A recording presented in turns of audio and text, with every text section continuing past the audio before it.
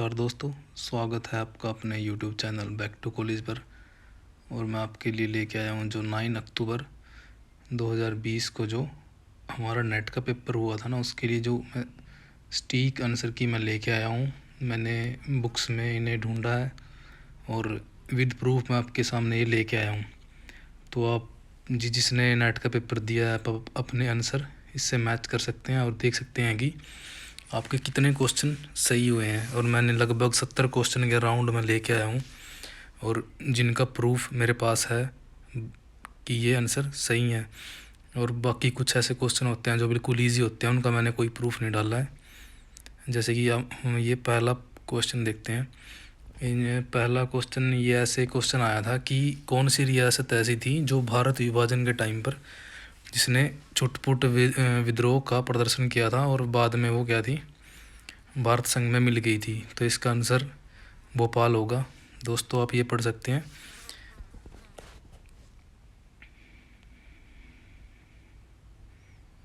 और जो सेकंड जो प्रश्न है वो था कि चंद्रगुप्त द्वितीय के जो दो नाम इन्होंने पूछे हुए थे, उसमें जैसे दो ही देने थे हमने आंसर में। जैसे उसमें ऑप्शन में एक देवराज था और एक देवगुप्त था, तो यही उसमें ए और बी और सी ऐसे करके लगाना था। तो ये दोनों ही इनकी मैचिंग होनी थी उसमें, तो ये हमारा राइट आंसर था। और दोस्तों एक बुरंजी नाम से एक क्वेश्चन आया था जिसमें कई बच्चों ने उसका आंसर लगाया है कि ये कश्मीर का नवपाषाणिक स्थल है, लेकिन जो इसका राइट आंसर रहेगा ना दोस्तों, वो रहेगा अहोम लोगों के द्वारा लिखी गई ऐतिहासिक कृतियाँ। और ये दोस्तों मुझे भी एनसीईआरटी बुक्स के अंदर ही मिला है, ये मेरे नोट्स के अंदर ही मुझे मिला है। फोर्थ क्वेश्चन देखते हैं दोस्तों।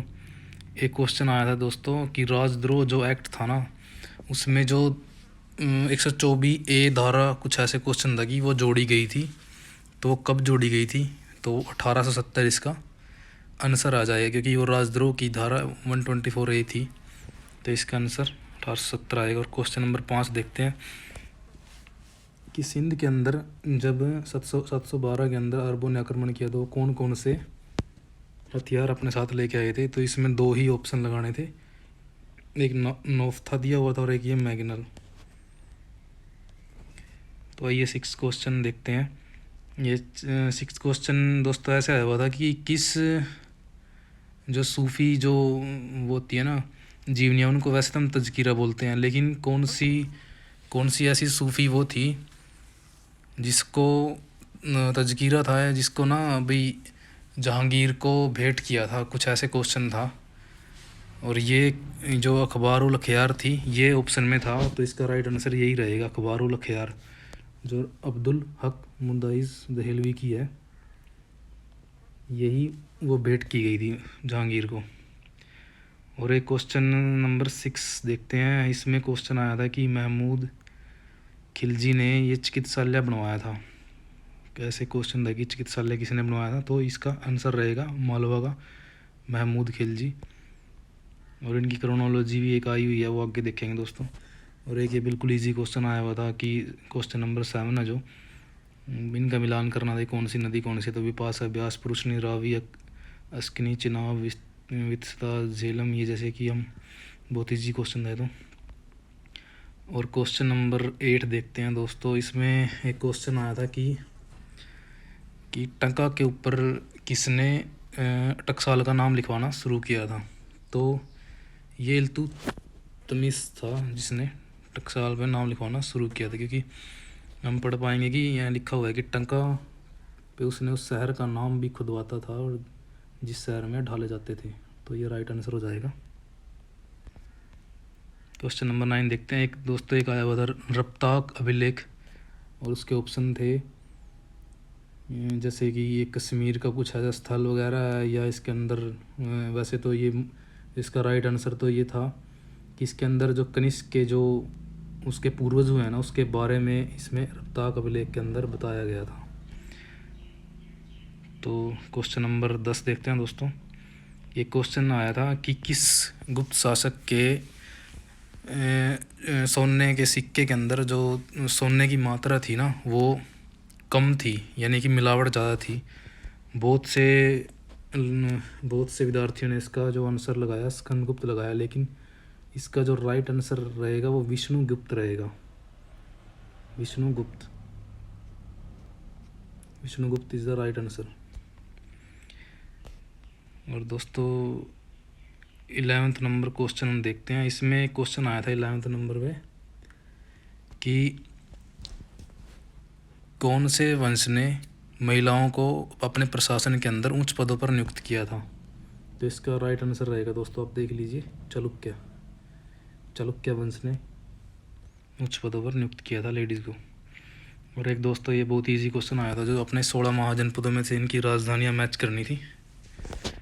मेरे ख्याल से एक तो अंग आया हुआ था, बाकी आप देख लीजिए। चेदी भी था शायद एक, इसकी सुक्तामती।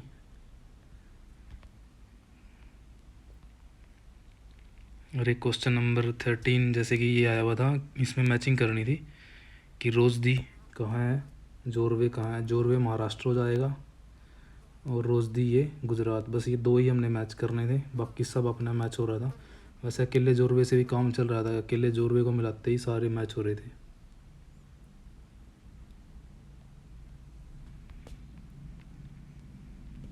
और एक ही क्वेश्चन आया हुआ था, क्वेश्चन नंबर 14। महावीर, जो स्वामी महावीर थे, उनकी जो भिक्षुणी पहली वो बनी थी सदस्य, वो कौन थी? वो चंदना थी। Chandana is the right answer.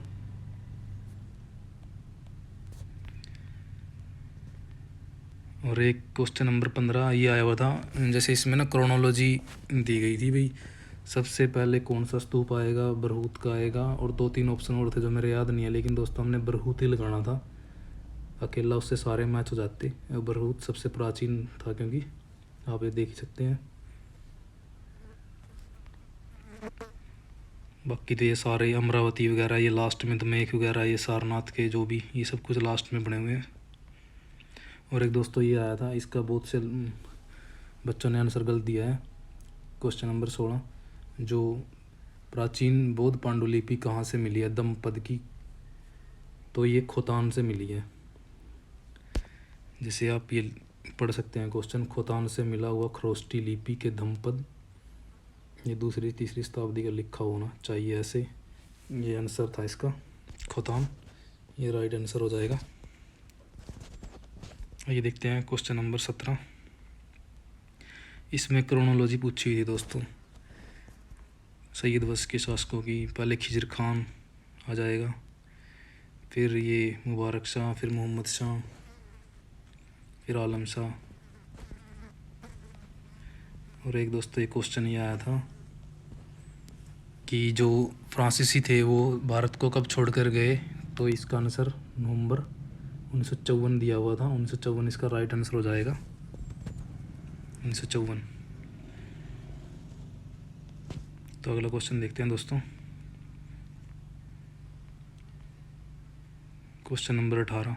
ये क्वेश्चन ऐसे दिया हुआ था कि इसमें 2 ऑप्शन मैच करने थे, जैसे ए और बी और सी, जैसे इस टाइप से मिलाने थे। बस सिर्फ 2 ही ऑप्शन मैच करने थे कि भाषाई आधार पर जो नेहरू थे उनकी हिचकिचाहट थी, जो वो भाषाई आधार पर भी उसको बनने नहीं दे रहे थे राज्यों को, तो उसमें उसकी जो हिचकिचाहट थी नेहरू की, उसमें उसका साथ किसने दिया था? तो दोस्तों मैंने ये आंसर इसका ढूंढा है, तो इसमें दिया हुआ है जवाहरलाल नेहरू, पटेल और पट्टाभी सीतारमैया जो थे, इन्होंने भाषाई आधार पर पुनर्गठन न करने की सलाह दी थी। तो हिचकिचाहट में ही ये आ जाएगा। तो जो ऑप्शन में मैच हो रहा था वो पटेल था, और पटेल के साथ में अकेला ही ऐसा ऑप्शन था जिसमें राजा गोपालाचारी दिया हुआ था। तो पटेल के साथ इसका आंसर राजा गोपालाचारी आ जाएगा, और ये राइट आंसर हमारा हो जाएगा। अगला क्वेश्चन देखते हैं दोस्तों, एक ये बुक्स आई थी कि कौन सी बुक किसकी है? तो यार एक तो मेरे ख्याल से ये एस एन सेन आया हुआ था ऑप्शन में, मैचिंग करनी थी, इसका 80-57 हो जाता। बाकी 3 जो इंग्लिश की बुक्स थी दोस्तों, वो मेरे भी नाम उनका याद नहीं है। और ये क्वेश्चन नंबर 20 देखते हैं दोस्तों, और ये इसमें आया हुआ था आदिवासी जो विद्रोह थे इनकी मैचिंग करनी थी। एक कोल विद्रोह था, जो इसका जो छोटा नागपुर था और ये रामूसी, इसमें ये रामूसी जो था इसका चित्तूर मैचिंग करना था। अकेला ही ऐसा ऑप्शन था जो इसके मैच होते ही चित्तूर से ये सारा आंसर जो ठीक हो रहा था। और दोस्तों ये यूपीएससी से ही मोस्टली क्वेश्चन आए हुए हैं, यूपीएससी के मैंने देखे हैं सारे यूपीएससी में से ही आए हुए हैं मोस्टली। तो ये एक क्वेश्चन ऐसे ही सेम ऐसे ही आया हुआ था कि 1945 में जो आज़ाद हिंद फौज की ओर से लाल किले के अंदर जो मुकदमा हुआ था उसकी पैरवी कर रहे वकीलों की जो अध्यक्षता वो किसने की थी। तो इसका राइट आंसर दोस्तों भूलाभाई देसाई। बाकी ये जवाहरलाल नेहरू वगैरह ये सारे ही उसमें बैठे थे, जैसे कि तेज बहादुर सप्रू वगैरह ये सारे इन्होंने काला कोट वगैरह डाल के बैठे ज़रूर थे। जवाहरलाल नेहरू ने भी इसमें पहली बार काफ़ी टाइम बाद अपना कोट जो वकालत को होता है वो डाला था, लेकिन जो अध्यक्ष था वो भूलाभाई देसाई ने ही की थी दोस्तों इसकी। और जो क्वेश्चन नंबर 22 इसमें दोस्तों क्रोनोलॉजी वगैरह आई हुई थी। मद्रास नेटिव एसोसिएशन, ये ऐसा क्वेश्चन है जो हर बार ये रिपीट होता है।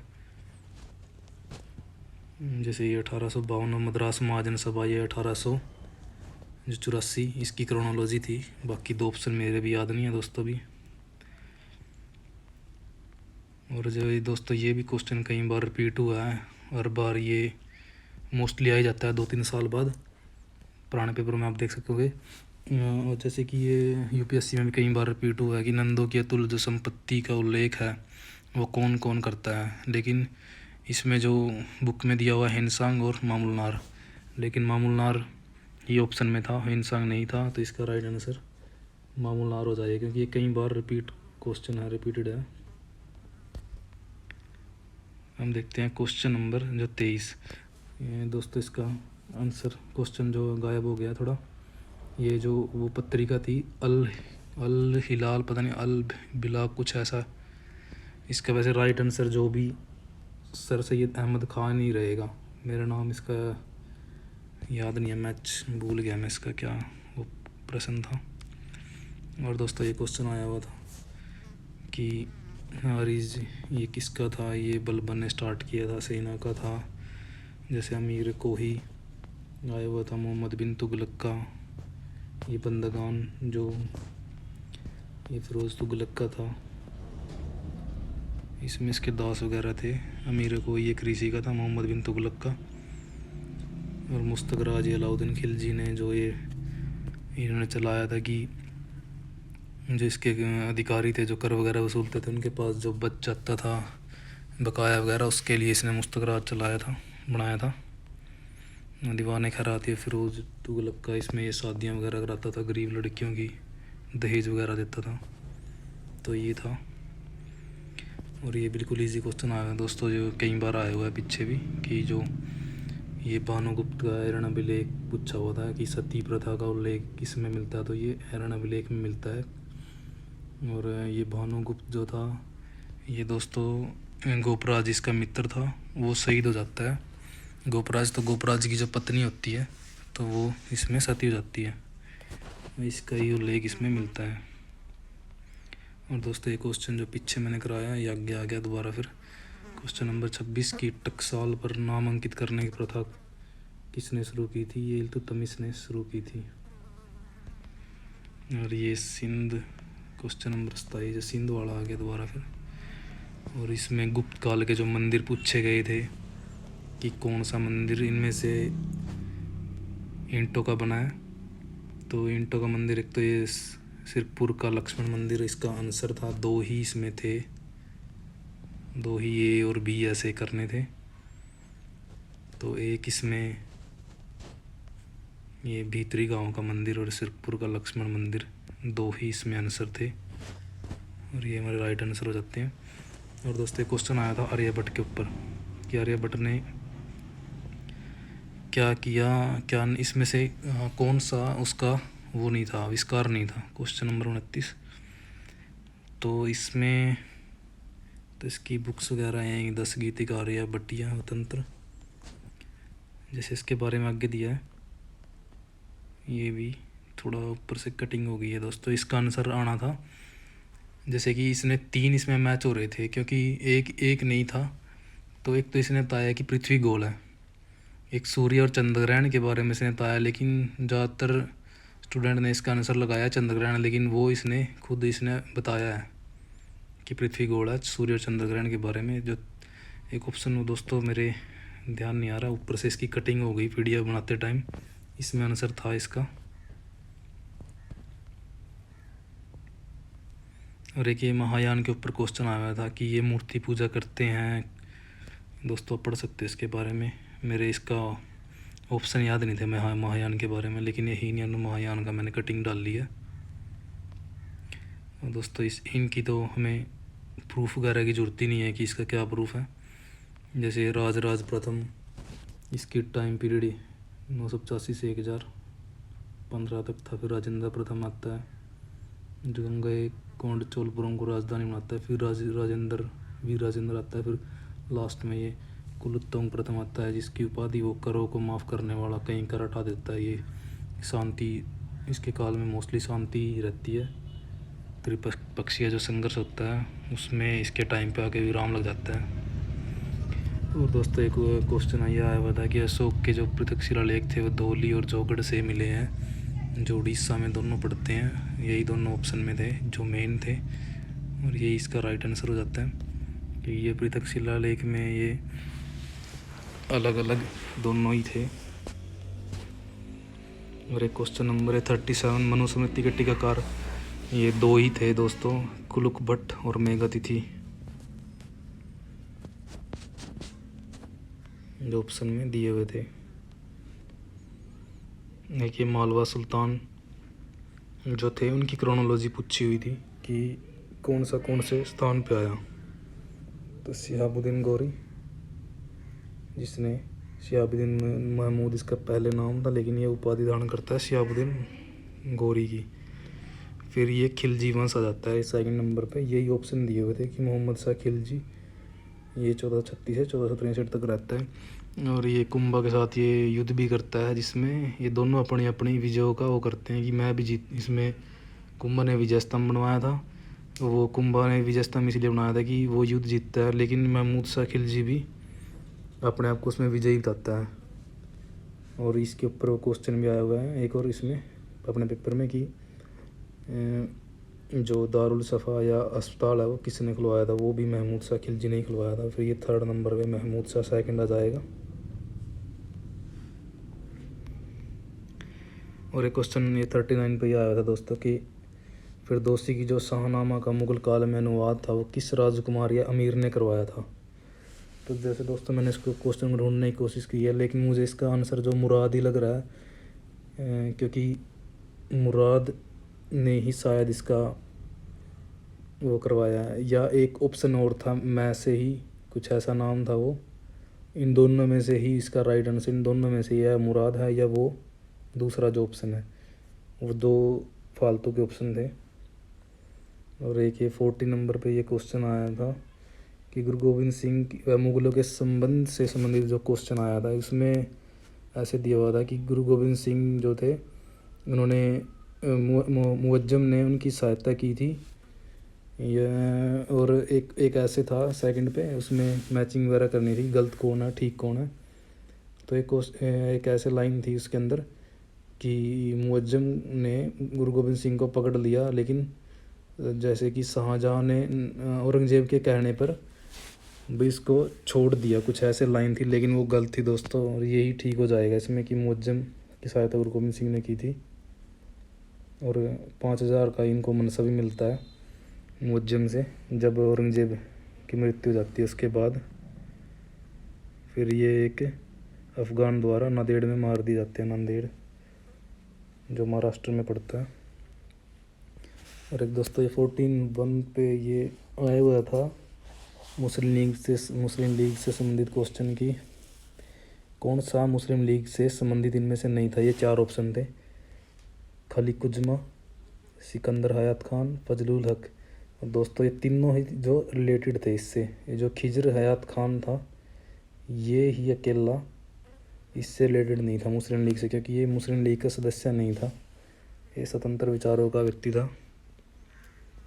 और ये दोस्तों इसमें क्रोनोलॉजी दी हुई थी बुक्स की कि क्या मैच करना, ज़्यादातर बच्चों की गलती वो हो गई है। एक ये पेरिप्लस ऑफ एथेनियन सी जो 80 AD में जो लिखी गई थी, जिसका जो राइटर अज्ञात है, इसके बारे में पता नहीं है।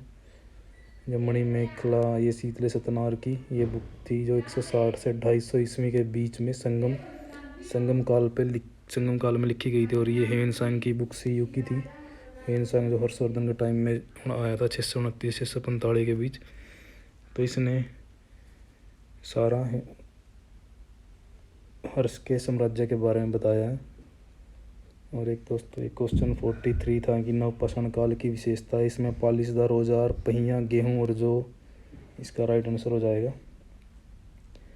और एक दोस्तों अलबरूनी के ऊपर क्वेश्चन आया था कि उसने ये तो मेन लाइन है जो ये बताता है अलबरूनी कि हिंदू समझते हैं कि उनके धर्म जैसा कोई धर्म नहीं है और उनके देश जैसा कोई देश नहीं है। और ये अलबरूनी जो है गुप्त संवत की भी बात करता है भी, एक किसने चलाया, कैसे चलाया। तो ये 2 ही ऑप्शन उसमें राइट थे, बाकी दोनों उसमें गलत थे। और एक दोस्तों ये 45 पे ये क्वेश्चन आया हुआ था कि गुनयान उलमुनियान ये संगीत की पुस्तक है। और ये बाकी इससे मैचिंग में 3 ऑप्शन और थे, कौन सी आयुर्वेदिक की पुस्तक है, तो ऐसे ही मेरे वो याद नहीं है, तो यही मैच कर लेते हैं हम, बाकी ठीक हो जाते हैं। और एक दोस्तों 46 ये नंबर पे ये क्वेश्चन आया था कि अमृत कुंड का अनुवाद, जो अमृत कुंड का जो अनुवाद है वो 2 बार हुआ है, जैसे कि एक फ़ारसी में एक अरबी में। तो दोस्तों फ़ारसी में तो इसका बनेगा हौजुल हयात। और अगर उसमें पूछा गया है ना, मेरे भी अभी क्वेश्चन सही से याद नहीं है कि इन दोनों में से कौन सा बनेगा, क्योंकि मेरे याद नहीं है कि वहाँ पे लैंग्वेज क्या दी हुई थी, अरबी थी या फ़ारसी थी। अगर अरबी होती है तो ये राइट हो जाएगा और फ़ारसी होती है तो ये राइट हो जाएगा। बहुत से बच्चों ने इसमें कन्फ्यूज़न में गलत आंसर लगाया हो, क्योंकि बच्चों ने हौज देख के आंसर लगा दिया हो कि कुंड हौज बनेगा, लेकिन इसका आंसर कुछ भी हो सकता है, वो लैंग्वेज पे डिपेंड करेगा कि क्या लैंग्वेज थी। और एक दोस्तों क्वेश्चन आया था 47 नंबर पे, ये न्यूज़पेपर के एडिशन थे जो रिलेट कर रहे थे कि कौन सा किसका है। तो बॉम्बे क्रॉनिकल फिरोज शाह मेहता का था। सोशियोलॉजिस्ट ये श्यामजी कृष्ण वर्मा जो 1905 में इन्होंने चलाया था। और ये कॉमनवेल्थ एनी बेसेंट का था। और फ्री हिंदुस्तान जो था ये तारकनाथ दास का था, जो ये इन्होंने भी बाहर से आंदोलन चलाया था, इंडिया के बाहर। और एक क्वेश्चन ये था 48 नंबर पे कलकत्ता मदरसा, इसकी भी ये ऊपर नीचे ऐसे क्रोनोलॉजी में लगाने थे कौन सा कब बना। तो सबसे पहले ये लगता एशियाटिक सोसाइटी 1784, फिर लगता है कलकत्ता मदरसा 1791, और फिर संस्कृत कॉलेज 1798 के अंदर, फोर्ट विलियम कॉलेज 1800 के अंदर। ये तो हेस्टिंग्स के टाइम के हैं, ये भी हेस्टिंग्स के टाइम का, ये फोर्ट विलियम ये 1800 के अंदर, ये वेलेस्ली के टाइम में आ जाएगा। और संस्कृत कॉलेज ये भी वेलेस्ली के टाइम पे आ जाएगा। और दोस्तों 49 क्वेश्चन ये आया होता है कि 1850 में पश्चिमी तट से जो पटसन का व्यापार था ना वो कौन करते थे। तो दोस्तों इसमें थोड़ा सा कन्फ्यूज़न है, इसके हम आंसर कुछ नहीं कह सकते कि चेट्टियार भी हो सकता है, चेट्टी इसमें दिया होता है चेट्टियार। और एक ऑप्शन दिया होता है कि पश्चिमी पूंजीपति। अगर हम देखते हैं दोस्तों कि पश्चिमी तट या पूर्वी तट दोनों जगह पे पश्चिमी पूंजीपति जो थे इनका भी पैसा वहाँ पे व्यापार पे लगा हुआ था। और चेट्टियार भी हमने एक पढ़ा है कि साउथ में एक ऐसे ही एक समूह था जो व्यापार करता था और उसका भी व्यापार पर काफ़ी अधिकार था। तो ये 50-50 है दोस्तों, इसमें कुछ नहीं कह सकते कि कौन सा इसका आंसर रहेगा। और दोस्तों 50 नंबर पे एक क्वेश्चन आया था कि कवि गंधर्व की उपाधि ये कौन से शासक को दी गई है। बहुत से बच्चों ने इसका लगाया है ग्वालियर का मान सिंह, लेकिन इसका जो राइट आंसर जो मैंने ढूंढा है इसका रहेगा हुसैन शाह सरकी, जो बिल्कुल राइट रहेगा। काफ़ी बच्चों ने गलत कर दिया कि ग्वालियर का मान सिंह, लेकिन जो सही में ये उपाधि मिली थी हुसैन शाह सरकी को। आर्य समाज से जो संबंध नहीं था, एक क्वेश्चन आया था 51 कि जो आर्य समाज से संबंध नहीं था वो शास्त्रों वगैरह के ऊपर था, तो उसका राइट आंसर वही हो जाता है। इसमें शास्त्र वगैरह लिखा हुआ था कि शास्त्रों को मानते थे, ये इसका संबंध नहीं था इससे आर्य समाज से, तो यही इसका आंसर था। और दोस्तों एक क्वेश्चन आया हुआ था कि किसान आंदोलन से जुड़े व्यक्ति कौन थे। तो दोस्तों उसमें ये जुगल किशोर तो शायद नहीं थे, लेकिन जो रामचंद्र शुक्ल थे, ये वो 1917 के अंदर जो चंपारण आंदोलन हुआ था उसके अंदर ये गांधी जी के साथ जुड़े हुए थे। और शायद एक ऑप्शन में 1928 में बारदोली आंदोलन में जो एक नेता थे वहाँ के लोकल, शायद उनका नाम था, वो नाम मेरे याद नहीं आ रहा। मैंने इस करके जुगल किशोर मेरे वैसे ही दिमाग में आया, मैंने वैसे ही लिख दिया, लेकिन राइट आंसर ये रामचंद्र शुक्ल और वो जो बारदोली के जो नेता थे जिन्होंने वल्लभ भाई पटेल की उस टाइम पे हेल्प की थी काफ़ी, वो साथ साथ उनके गए थे। तो वो और ये दो ए और बी ऐसे ही ऑप्शन आए हुए थे। तो इनमें से दोस्तों एक ही मिल रहा था, जैसे एक मिलता ही दूसरा ऑप्शन अपने आप ही फाइंड हो रहा था। तो मेरे वो दिमाग में नहीं आ रहा उसका ऑप्शन क्या था, लेकिन इन दो ही इसके आंसर थे, इन दोनों में से ही। और एक 53 पे आया था दोस्तों ये ऑल इंडिया वुमेन कॉन्फ्रेंस, बिल्कुल इजी क्वेश्चन था 1927 के अंदर, यूपीएससी में बहुत बार पूछा गया। और एक दोस्तों ये 54 पे ये क्वेश्चन आया था कि स्त्रीधन शब्द का पहला प्रमाण, यानी कि स्त्रीधन शब्द जो था ना उसका पहला उल्लेख कहाँ हुआ है। तो बहुत से बच्चों ने इसका जो लगाया अर्थशास्त्र, लेकिन अर्थशास्त्र इसका जो गलत आंसर हो जाएगा, कि इसका स्त्रीधन शब्द या तो मिलता है मनुस्मृति के अंदर पहले, या मिलता है शतपथ ब्राह्मण में। जो मनुस्मृति ऑप्शन में नहीं था तो इसका राइट आंसर शतपथ ब्राह्मण हो जाएगा, क्योंकि अर्थशास्त्र बाद में आया शतपथ के, और अर्थशास्त्र के अंदर उसका उल्लेख जरूर है लेकिन वो बाद में हो जाएगा, पहले शतपथ ब्राह्मण ही आ जाएगा। क्योंकि अर्थशास्त्र के अंदर तो जो कौटिल्य ने उसके बारे में डिफाइन किया हुआ है कि संपत्ति पे जो अधिकार वगैरह था वो स्त्री कैसे होता था, लड़की का होता था, उसकी पत्नी की, तो इस टाइप से उसमें बताया गया है। लेकिन जो इन्होंने शब्द का पूछा था तो शब्द में शतपथ ब्राह्मण आ जाएगा। और 55 पे दोस्तों एक क्वेश्चन आया हुआ था, अनाज पर से ज़कात हटाने व एक माप की शुरुआत करने वाला सुल्तान कौन था। तो दोस्तों हम देखेंगे इसका ये आंसर सिकंदर लोदी आएगी। सिकंदर लोदी ने ही ज़कात हटा दिया था अन्न पर से, तो इसका सिकंदर लोदी आंसर हो जाएगा। एक 56 क्वेश्चन था, ये वज्रपति कौन था वैदिक काल के अंदर। तो ये चारगाहों से ही संबंधित उस टाइम पे रहा था, चारगाहों संबंधित का राइट आंसर है। एक दोस्तों क्रोनोलॉजी पूछी हुई थी, रबिया उद्रौनी का मकबरा ये सबसे लास्ट में आता, मेरे सिर्फ यही याद है इस टाइम पे, बाकी तीन मुझे ध्यान नहीं है, क्योंकि ये सबसे लास्ट में इसको एडजस्ट करेंगे तो सारा आंसर वो मैच हो रहा था वहाँ पे। ये 58 वाला मैंने ऊपर बता दिया दोस्तों, भोपाल वाला। और एक क्वेश्चन आया दोस्तों, जो कर्जन के रिफॉर्म थे उसमें बोला गया था कि इनमें से जो सही रिफॉर्म नहीं थे उसके, यानी कि कुछ जिससे कि इंडियन जो भी पॉपुलेशन थी उसका कोई फ़ायदा नहीं हुआ, यानी कि वो ठीक नहीं थे। तो उसमें काफ़ी ऑप्शन दे रखे थे, जैसे कि कई ऑप्शन थे, तो उसमें से दो या तीन ही मैच करने थे, तीन का पेयर बनाना था। वे तीन, जैसे कि तीन ही इसमें मैचिंग में थे। अगर आपने दो फाइंड कर लिए तो तीसरा अपने आप उनमें मिल रहा था। तो एक तो कलकत्ता कॉरपोरेशन एक्ट था, और एक ये ऑफिशियल कुछ ऐसे एक्ट था, जो मेरे ऑप्शन अभी सही याद नहीं है, लेकिन ऑफिशियल कुछ ऐसा था जिसका दुष्प्रभाव ही पड़ा था जनता के ऊपर, इंडियन पॉपुलेशन के ऊपर, जिससे कोई फ़ायदा नहीं हुआ था। और एक दोस्तों एक 60 नंबर वाला ये क्वेश्चन आया हुआ था, जागीरदारी और इजारादारी, कुछ ऐसा ये पैसेज के अंदर से था, जो पैसेज दिया गया था कि इनमें से जागीरदारी था। जहाँ तक उसका आइडिया है वो पैसेज जागीरदारी के ऊपर ही था, कि जागीरदारी ही इसका आंसर रहेगा। और एक 61 ये क्वेश्चन आया था कि संयुक्त बंगाल एक शक्ति है, विभाजित बंगाल अलग रास्तों पर चलेगा। ये कौन था कहने वाला, हर्बर्ट रिजले था, ये बंगाल का गवर्नर था उस टाइम पे, मौके पे। तो इसने सलाह दी थी कि कर्जन को कि बंगाल को ना अलग कर देते, क्योंकि बंगालियों का उस टाइम क्या था, वर्चस्व था पूरी राजनीति के ऊपर। तो ये बंगाल विभाजन भी बंगालियों को राजनीति से दूर करने के लिए विभाजन किया गया था, ताकि इनकी जो शक्ति थी टूट जाए। लेकिन इसका उल्टा ही हुआ। इससे क्या हुआ, वो और यूनाइट हो गए और आंदोलन किया उन्होंने, यूनाइट होकर उनकी एकता को काफ़ी बल ही मिला उस चीज़ से।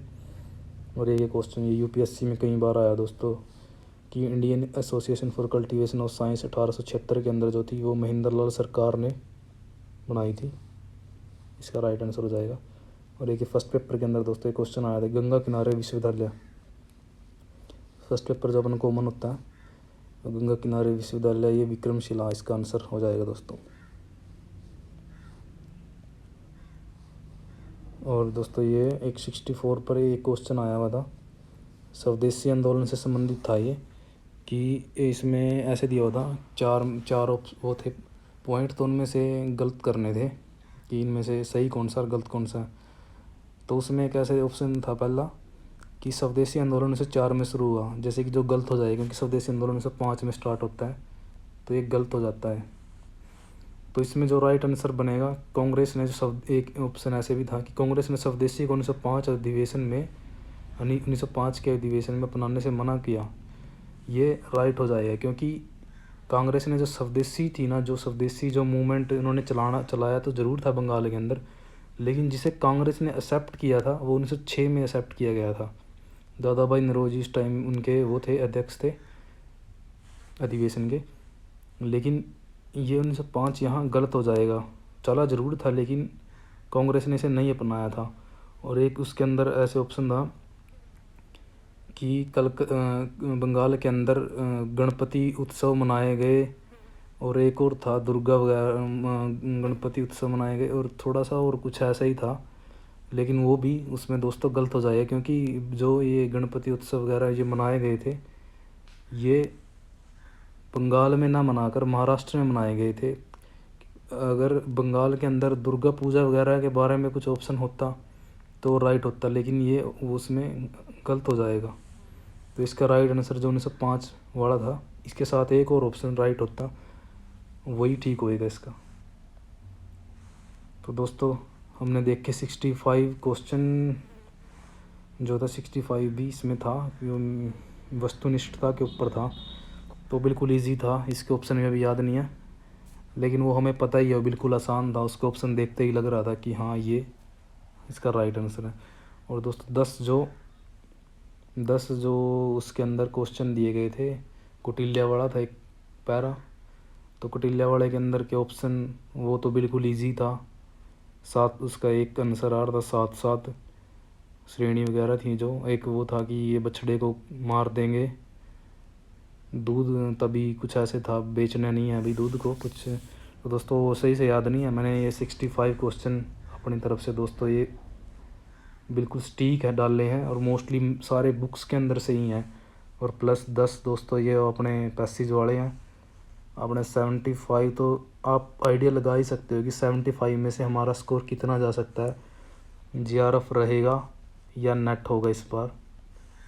तो दोस्तों धन्यवाद, शेयर कीजिए दोस्तों, और आप हमारे पेज को शेयर और सब्सक्राइब ज़रूर कीजिए दोस्तों। अगर आपको ये कंटेंट जो मैंने डाला अच्छा लगे तो दोस्तों लाइक भी ज़रूर कीजिए।